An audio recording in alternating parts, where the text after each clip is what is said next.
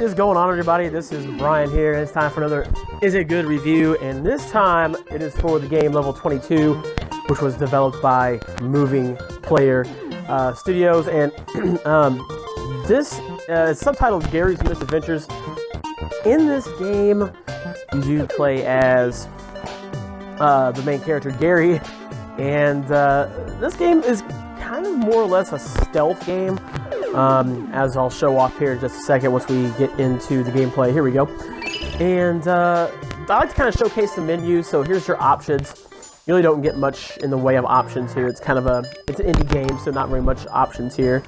But once you see the game, as you can see here, is your level selection, things like that. The game features 4 worlds with 5 different stages, the 5th stage being kind of like a boss fight. There are a lot of collectibles in this game, such as toys, different items you can pick up, and things like that. So here we are in the game itself, and you're going to be seeing that oh, here we go, here's the pause screen. So there's the toys, there's secrets you can get, and things like that. The toys are kind of cool because they're named after like characters, kind of like Solid Snake, Batman, things like that. Those are puzzles you put together that you find out combinations. Safes in the game itself. And there's a list of all these items, so I mean these are a lot of things you can find in the game itself.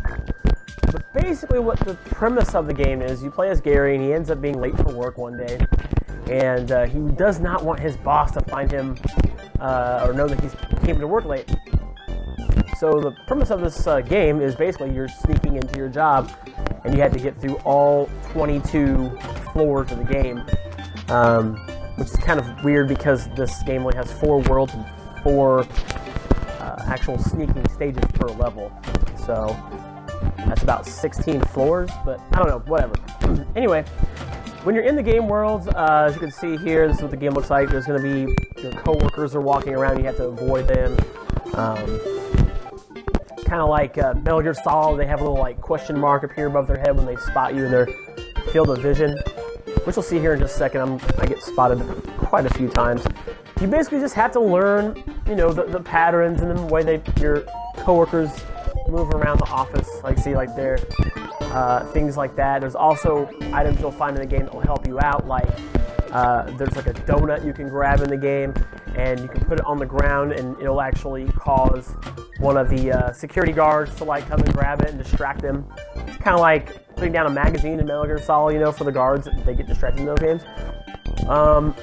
Also, there are other items such as a newspaper you can grab, which does allow you to basically stand anywhere and pull a newspaper, and your employees will just basically, your coworkers will just walk right past you, not recognize you, things like that.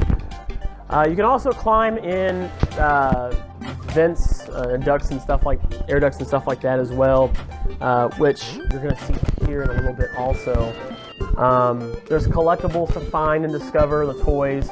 There's also safes. There's a safe in each level that requires a combination. And the combinations can be found by finding numbers that are on like the little small message boards or computers or on books and things like that.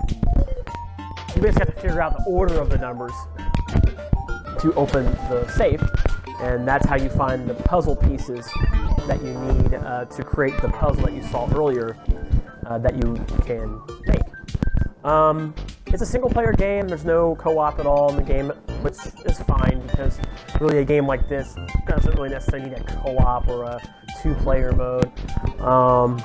It's probably a rather short game. I would say you could probably finish this game in less than 3 hours if you just blazed through the game and didn't actually grab any of the collectibles. If you actually were to grab the collectibles, it'd take you about maybe 4 hours to beat altogether.